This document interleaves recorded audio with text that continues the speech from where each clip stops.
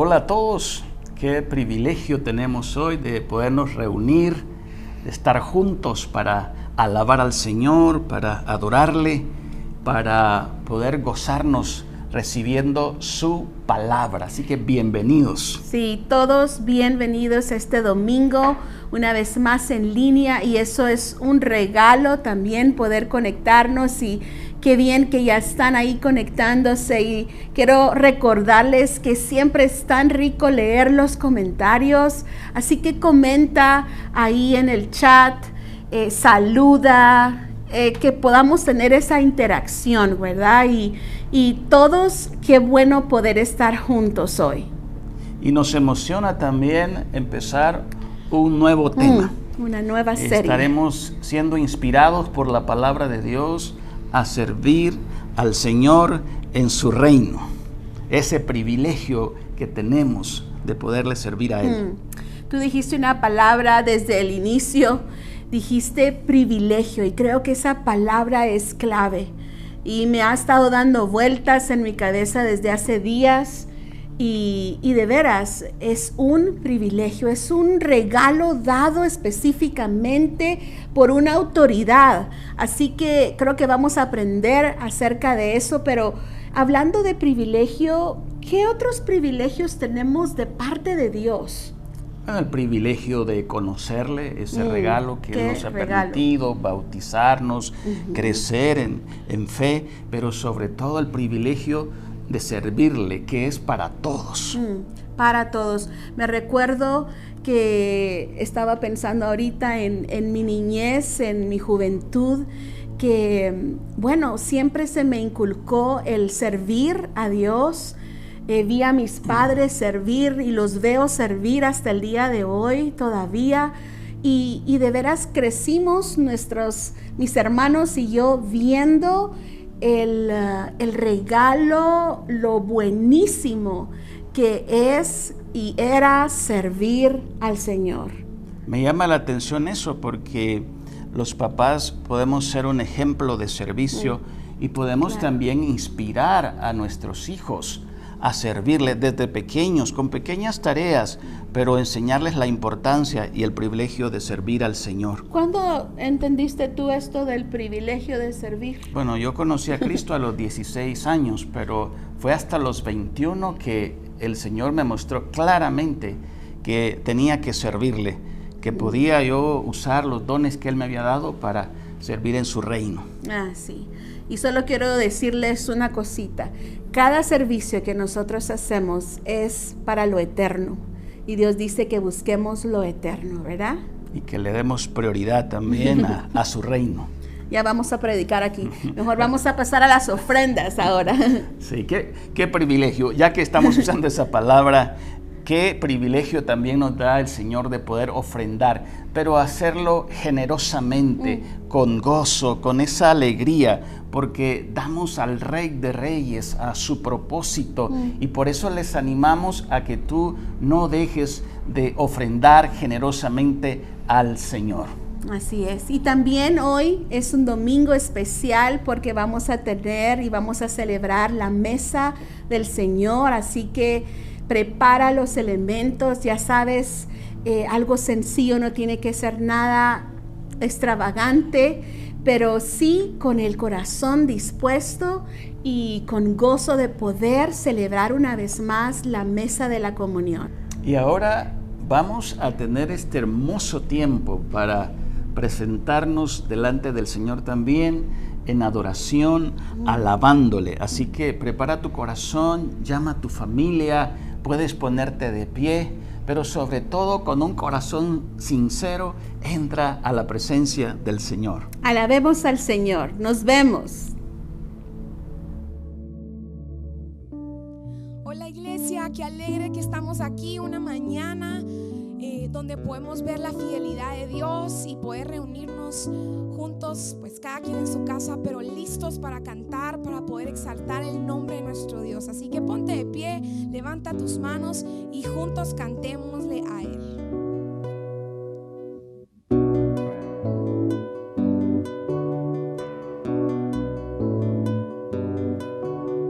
Al que en las mañanas hace el sol brillar, puso en su lugar, al que los muertos vida vino a dar, al que me sacó de la oscuridad, al que a mi corazón hace cantar, mis ojos abrió, limpió mi maldad, al que entregó su vida en mi lugar, rompió las cadenas, me dio libertad. A Jesús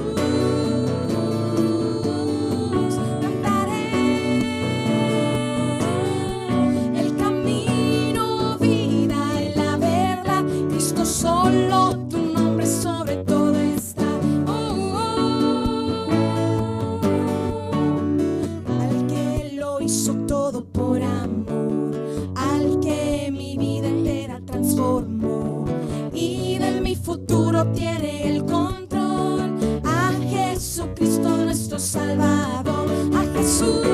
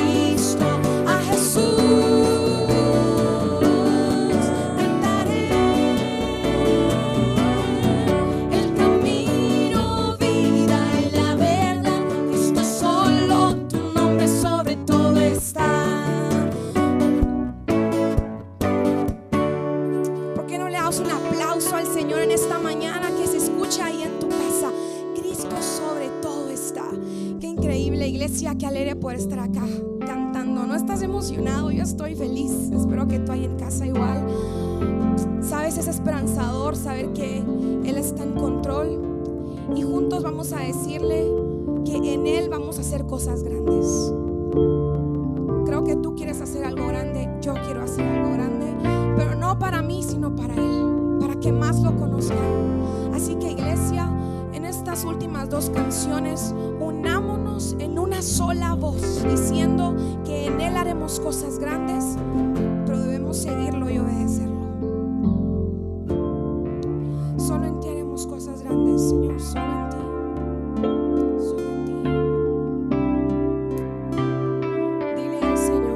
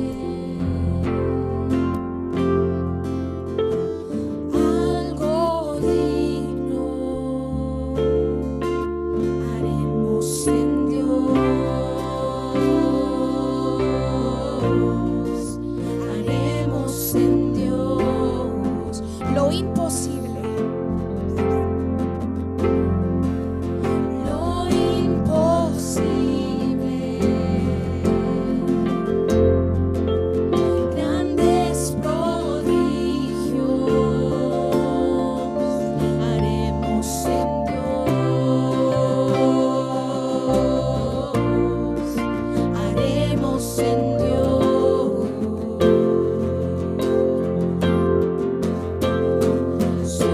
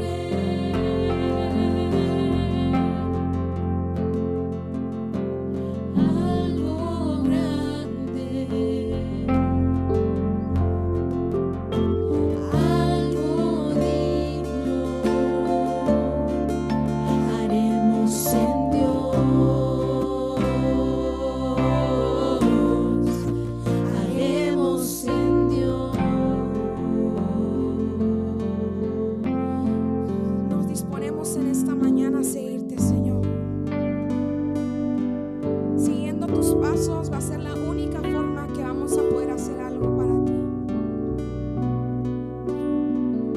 Digámosle juntos, te seguiremos.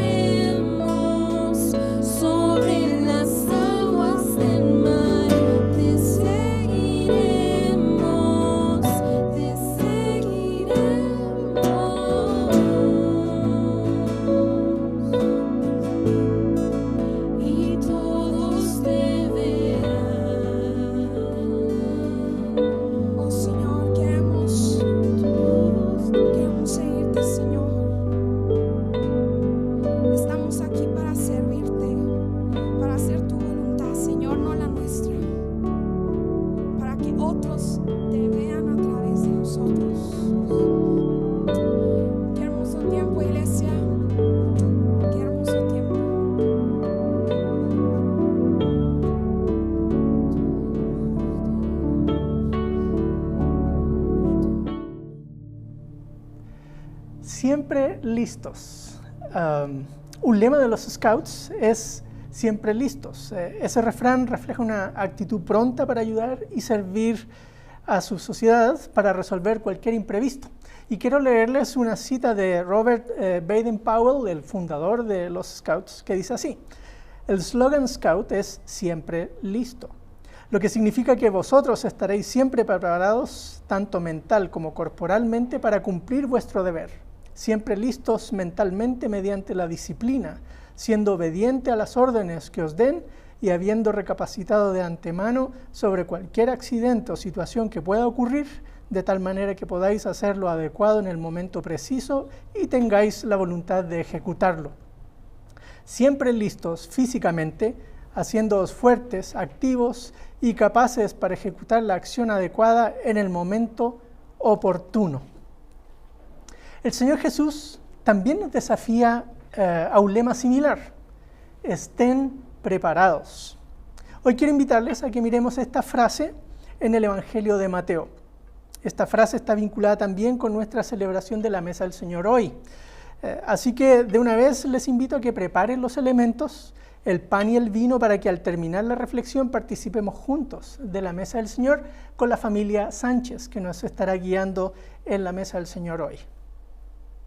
Este mes estaremos mirando distintas parábolas de Jesús. Cada una nos presenta distintos desafíos. Hoy quiero que miremos la famosa parábola de las 10 vírgenes de Mateo 25. Pero antes de leerla juntos, déjenme contarles algunos detalles de trasfondo que nos ayudarán a entender mejor la lectura y luego de la reflexión que derivemos de la Escritura. Primero, esta parábola está inserta en un discurso que comienza en Mateo 24 y va a ir por todo Mateo 24 y capítulo 25. El libro de Mateo está estructurado alrededor de 5 sermones y este es el último de esos discursos. Se conoce como el discurso del Monte de los Olivos. Es ahí en la escena cuando vienen bajando del templo Jesús y sus discípulos, y los discípulos orgullosos del templo le dicen a Jesús, mira qué precioso templo. Y Jesús les dice, no quedará piedra sobre piedra de este lugar. Y a partir de ahí Jesús empieza a anunciar cosas que tienen que ver con el fin de los tiempos. Así que en la primera sección del capítulo 24 Jesús anuncia profecías que tienen que ver con la destrucción de Jerusalén, y luego a partir del versículo 32 comienza con enseñanzas y parábolas.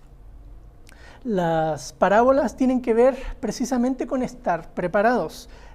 Vean versículo 44 de Mateo 25, dice, por eso también vosotros estad preparados, porque a la hora que no pensáis, vendrá el Hijo del Hombre. Así que el discurso está inserto en ese contexto, el contexto de el final de los tiempos, el Señor Jesucristo viniendo, y en ese escenario es una invitación recurrente hacia el estar preparados.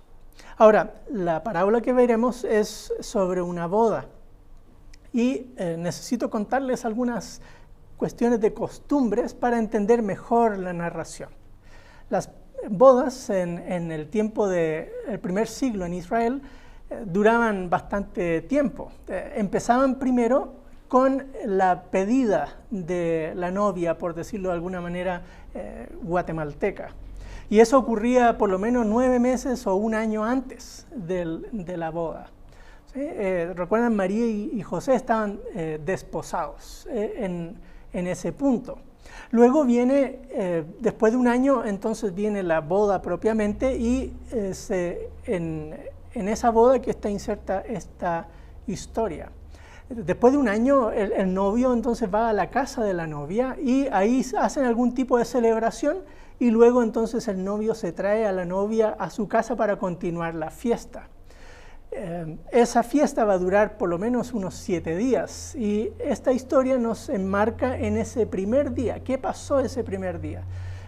Algo curioso en esta historia es que la boda es hacia el atardecer, y parece que duró más tiempo de lo normal en la casa de la novia, y luego entonces vienen por el camino. Recuerden, en esa época no había luz eléctrica, no había más que antorchas o lámparas para iluminar la noche.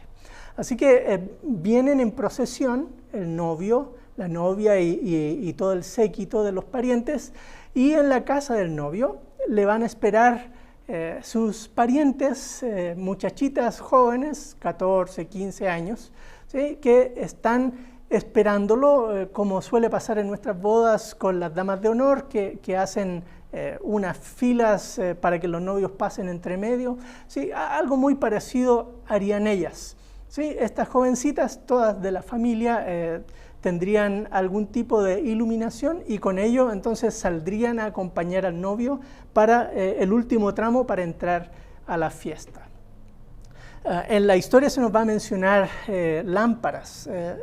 No estamos seguros si eran lámparas de barro con aceite adentro. Esas se usaban típicamente dentro de las casas, y el otro tipo de uso de antorchas es para iluminar fuera, con un trapo que se enrolla alrededor de un palo, y ese trapo mojado en aceite entonces se usa para iluminar. O sea, cualquiera de las dos cosas se tiene aquí en la parábola de Mateo 25. Así que tenemos muchas costumbres de boda, algunas muy parecidas a las costumbres guatemaltecas, pero otras muy diferentes. El tema de salir al encuentro del novio tiene que ver con darle honor a los novios, y la historia va a entrar en una tensión que tiene que ver precisamente con eso.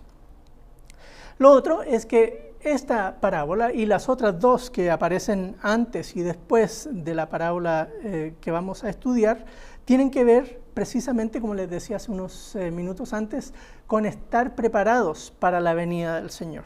La primera parábola es la parábola del siervo fiel y del siervo infiel en Mateo 24, del 45 al 51. Luego viene esta de las 10 vírgenes o las 10 doncellas, el 25 del 1 al 13, y luego la parábola de los talentos, que va del 14 al 30. Así que veamos esta historia. Esta historia tiene una estructura bastante predecible, ¿sí? El versículo 1 muestra la descripción general, una introducción al tema. Luego se describen las jovencitas, estas 10 doncellas. Luego se produce una especie de caos que vamos a ver cuando llega el novio y luego entonces el desenlace. Hay una entrada a la celebración y finalmente una enseñanza de Jesús al respecto. Así que les invito a que leamos juntos Mateo 25 del 1 al 13 y leo en Nueva Traducción Viviente. Dice así: Entonces, el reino del cielo será como 10 damas de honor que se tomaron sus lámparas y salieron para encontrarse con el novio. 5 de ellas eran necias y 5 sabias. Las 5 que eran necias no llevaron suficiente aceite de oliva para sus lámparas, pero las otras 5 fueron tan sabias que llevaron aceite extra. Como el novio se demoró, a todas les dio sueño y se durmieron. A la medianoche se despertaron ante el grito de: «Miren, ya viene el novio, salgan a recibirlo». Todas las damas de honor se levantaron y prepararon sus lámparas. Entonces las 5 necias le pidieron a las otras: «Por favor, dennos un poco de aceite, porque nuestras lámparas se están apagando». Sin embargo, las sabias contestaron: «No tenemos suficiente para todas. Vayan a una tienda y compren un poco para ustedes». Pero durante el lapso en que fueron a comprar aceite, llegó el novio. Entonces las que estaban listas entraron con él a la fiesta de bodas y se cerró la puerta con llave. Más tarde, cuando regresaron las otras 5 damas de honor, se quedaron afuera y llamaron: «Señor, Señor, abre la puerta». Y él les respondió: «Créanme, no las conozco». Así que ustedes también deben estar alerta, porque no saben el día ni la hora de mi regreso. Esta última frase, el día y la hora, es la razón de la exhortación. Jesús llama a sus discípulos a estar alertas. Y la razón de esa actitud es que no sabemos el día ni la hora. Esta frase tiene que ver con el contexto de la segunda venida del Señor, como ya les mencioné en el versículo 44. En la parábola anterior se ve reflejado también la actitud. Vean, el siervo fiel, dice el versículo 45, que al ver que su señor demoraba, él, dice el 46, que hizo bien, ¿sí? Hizo bien. Y su amo, en el 47, lo bendice por haber hecho lo que correspondía. Pero el siervo injusto o infiel, en el versículo 48, como ve que su señor tarda, entonces empieza a golpear a sus consiervos y come y bebe con los que se emborrachan, dice el versículo 49. Así que cuando viene el señor de aquel siervo a la hora que no espera y el día que no lo sabe, ¿sí?, lo azota severamente y le asigna un lugar con los hipócritas. Y termina Jesús esa enseñanza diciendo: allí será el llanto y el crujir de dientes. Así que este siervo infiel lo que hace es maltratar a sus consiervos y mal usar los recursos de su amo. En este otro caso, en la parábola que estamos estudiando ahora, las muchachas sabias están preparadas con suficiente aceite. Eso es lo que decía el texto, ¿cierto? Tenían aceite extra. En cambio, las insensatas no llevaron suficiente aceite, y eso las distingue unas de otras. Si se trata de antorchas, más o menos para que tengan una idea, una antorcha encendida duraría unos 15 minutos, así que necesitaban varias telas con aceite para mojar y envolver alrededor de la antorcha para que no se les apague. Imagínense en medianoche que quede oscuro el novio, qué vergüenza, ¿no? Así que ahí están. Y luego, entonces, lo que vemos es que las sabias, todas se durmieron, ¿no? El versículo 5 dice: al tardarse el novio, a todas les dio sueño y se durmieron. Así que en esta historia todas están ansiosas, expectantes, pero demoró más de lo que pensaba el novio y todas se quedaron dormidas. Pero en algún punto de la noche, tarde, se oye a alguien que grita. No sé si una de las doncellas despertó y de repente vio que venía a lo lejos la procesión. La cosa es que dicen, aquí está el novio, salid a recibirlo. Entonces todas aquellas jovencitas se levantan y se ponen a arreglar sus lámparas. Y en el arreglar sus lámparas, entonces las necias se dan cuenta que no tienen suficiente tiempo para hacer lo que deben hacer, ¿sí? Entonces quedaron fuera de la boda. Salen a comprar, en esa época, en torno a bodas, los comerciantes van a tener abierto hasta tarde por si acaso, ¿sí? Siempre hay algo que hace falta y los negocios iban a estar abiertos. Así que cuando les dicen vayan a comprar lo que necesiten, las chicas pues tuvieron que ir y en lo que iban sucede todo esto que se narra a continuación. Llega el novio, las 5 jovencitas salen a recibirlo y entran a la fiesta y se cierra la puerta. Lo triste y desconcertante quizás para nosotros en la historia es que las chicas cuando vuelven ya con sus lámparas listas, ya es demasiado tarde. La puerta se cerró y tocan la puerta y es el novio el que sale. Usualmente el novio está concentrado, metido en la fiesta y son otras personas las que se encargan de las cosas, pero el novio sale a la puerta y les dice, no las conozco. Esa es una fórmula de rechazo, ¿sí? No es que él no conocía a sus primas o sobrinas, no sé qué relación tendrían con él. Sin duda las conocía personalmente, pero la frase, no las conozco, es una frase de rechazo, ¿sí? Donde las personas quedan desligadas de manera formal de la persona que emite ese juicio. Ahora, la distinción en la parábola tiene que ver con personas sabias y personas insensatas o necias, ¿sí? Se dice aquí que había 5 sabias y 5 necias. En el libro de Mateo, si uno retrocede en la historia, se da cuenta, por ejemplo, que en el Sermón del Monte aparece muy claramente quién es sabio y quién es necio a la luz de las enseñanzas de Jesús.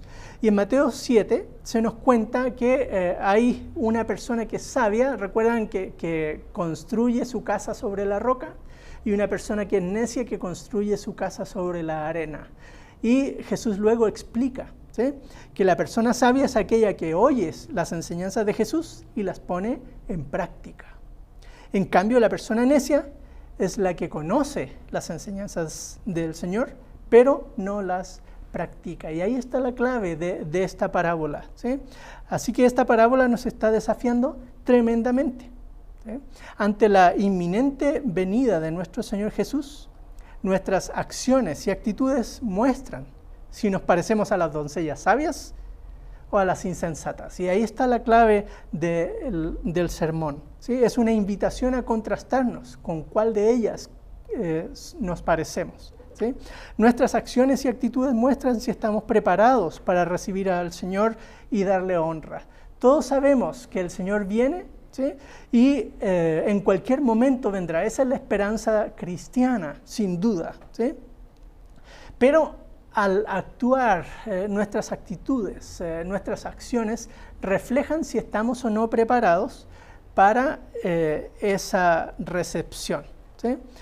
Como dice mi mentor, el doctor Grant Osborne, que ya está con el Señor, los cuasi cristianos en nuestras iglesias, o sea, aquellos que asisten regularmente y hablan de labios para afuera para afirmar las doctrinas clave, pero no viven en obediencia a Dios, deben ser conscientes de que están jugando con su destino eterno. Vean, uno puede jugar a ser cristiano, a hablar como cristiano, asistir al culto, saberse todas las canciones, pero eso no lo convierte en hijo de Dios, en hija de Dios. Y ahí está el desafío. En Mateo no está diciéndonos que tenemos que hacer cosas para ser salvos, sino más bien está mostrando uno a través de sus actos, sus actitudes, qué relación tiene con Jesús o no. ¿Es una persona sabia o no? Y ahí está el desafío también para nosotros. Por eso en nuestro caso no se trata de que seamos perfectos, sino que estemos preparados ¿sí? En una vida y actitud constante de obediencia y servicio a nuestro Señor. Veamos algunos ejemplos rápidos tomando el Sermón del Monte. Por ejemplo, a nivel del hogar. En Mateo 6, 19 al 24, Jesús nos exhorta que debemos aprender a confiar en su cuidado y provisión. No debemos preocuparnos, más bien debemos buscar su reino y su justicia. Y estas cosas de la vida cotidiana serán suplidas. Más buscar el reino de Dios y su justicia, dice, y todas estas cosas os serán añadidas. Así que en medio de la pandemia, probablemente estas palabras de Jesús cobren mayor fuerza. Debemos aprender a descansar en Él y su cuidado. Somos más que las aves del cielo y los lirios del campo, como dice el Señor Jesús en esa parábola, ¿sí? Dios cuida de nosotros, aún en medio de las circunstancias difíciles que nos han sobrevenido este año. Si somos estas vírgenes sabias, debemos mostrar nuestra confianza en la provisión de Dios y buscar su reino y su justicia en las cosas cotidianas del hogar, por ejemplo, en cómo nos relacionamos en la familia, en el amor y trato justo unos con otros, y en el apoyo y la paciencia, y en el cuidado y la protección unos con otros. Así que veamos, ¿estamos siendo sabios o sabias en nuestras relaciones y dinámicas familiares? ¿Estamos confiando en el Señor? ¿Estamos descansando en su provisión? ¿O estamos angustiados? No podemos dormir, nos pasamos peleando unos con otros porque no nos aguantamos. Vean, las vírgenes sabias tienen aceite y lámparas y eso nos desafía. También en la sociedad podemos pensar, por ejemplo, en otra enseñanza de Mateo 7, del 1 al 5, donde dice que antes de juzgar a otros debemos, la viga que tiene en nuestro ojo, debemos quitarla para poder juzgar la paja en el ojo ajeno. Así que pensando a nivel de la sociedad, podemos estar criticando cómo se ha manejado la pandemia, yo la habría manejado de otra manera, o qué sé yo, ese tipo de cosas, o a lo mejor en el trato hacia las personas que trabajan con nosotros o junto a nosotros, ¿sí? Si somos vírgenes sabias, miraremos nuestras conductas y actitudes primero, y luego podremos evaluar mejor al otro. ¿Sí? Es necesario mantener responsables del uso de los bienes públicos a las autoridades, sin duda, ¿cierto? 135 millones de quetzales no desaparecen así como así, ¿sí?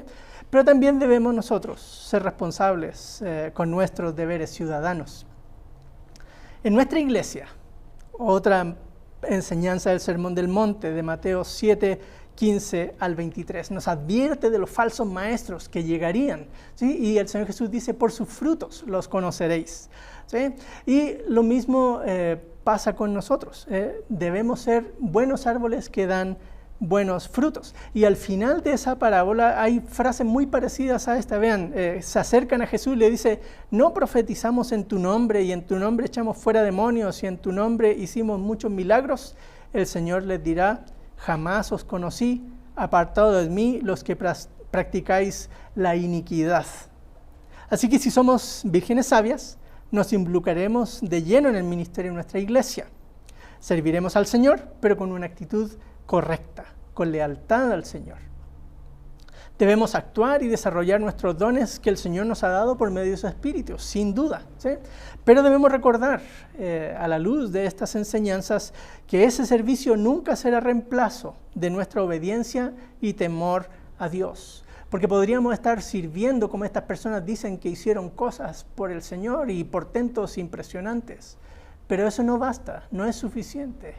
Nace de un corazón correcto ante Dios. Un verdadero discípulo, una verdadera discípula del Señor es sabia, como estas vírgenes lo fueron, ¿sí? Y lo muestran, en este caso, al estar preparadas para la contingencia.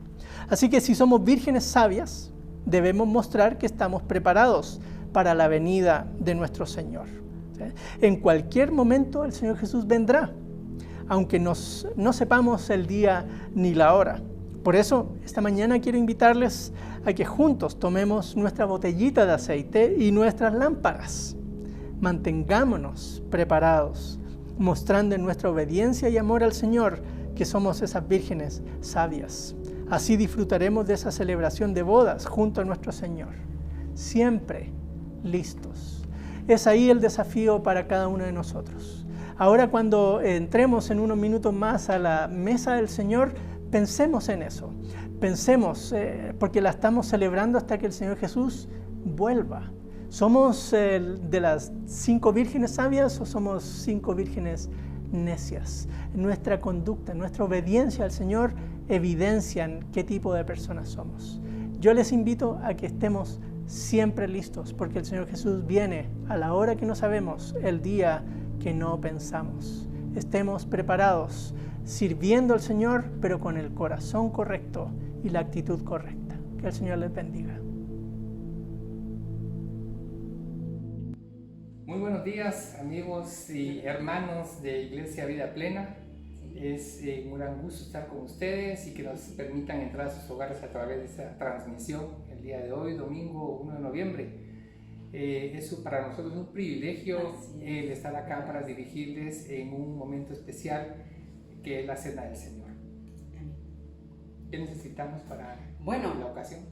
Aprovechemos ahorita para tener cerca el vino y el pan para poder participar de este tiempo especial. Aprovechemos, tengamos todo cerca, por favor. Así es.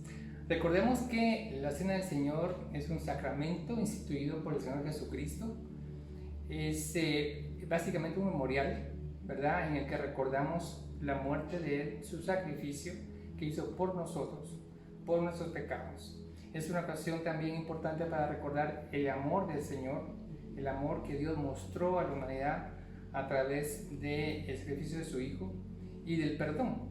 Entonces, en ese sentido, le voy a pedir favor a Tita que nos comente. Hay un pasaje que todos conocemos en Lucas capítulo 7 sobre la mujer que unge los pies del Señor.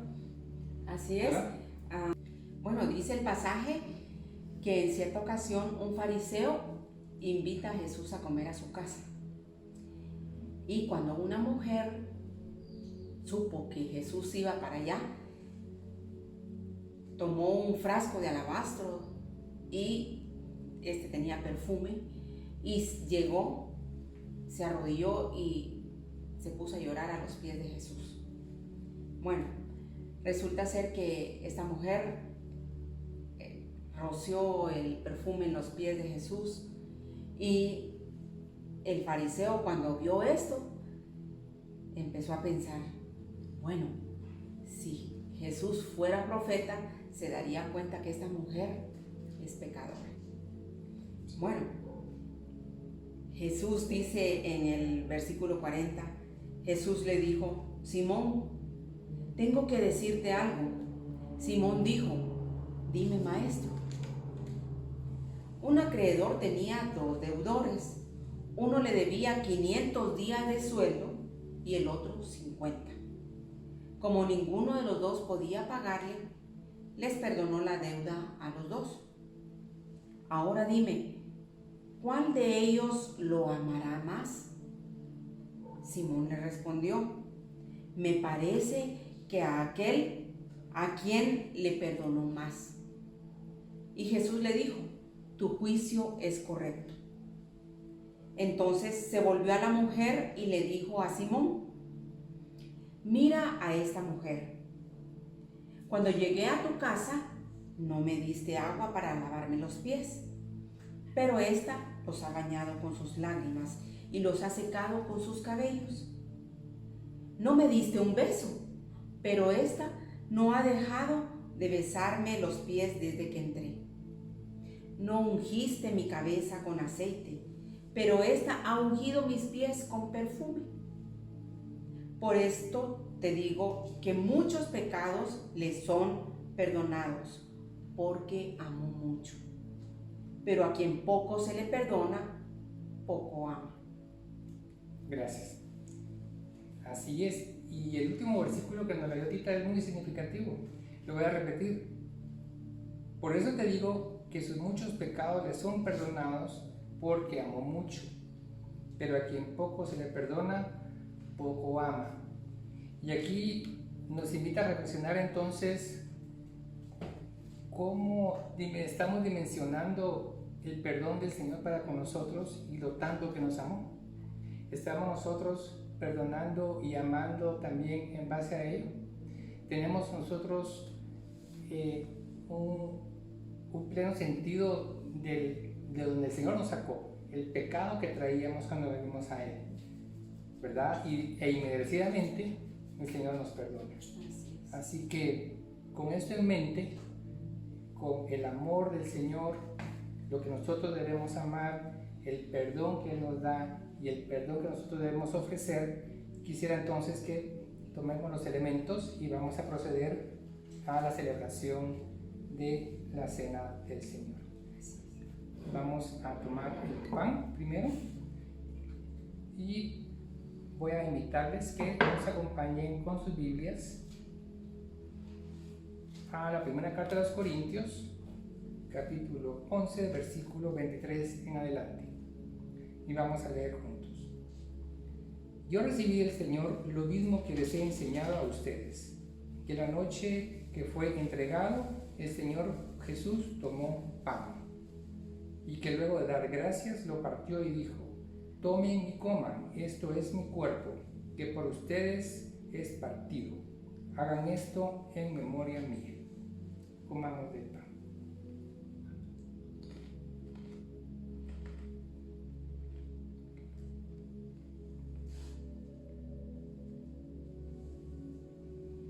Asimismo, después de cenar, tomó la copa y dijo: esta copa es el nuevo pacto en mi sangre.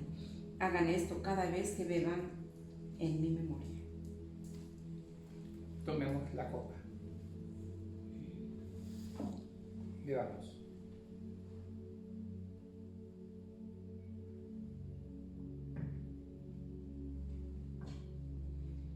Y continúa la palabra diciendo: por lo tanto, siempre que coman este pan y beban esta copa, proclaman la muerte del Señor hasta que Él venga.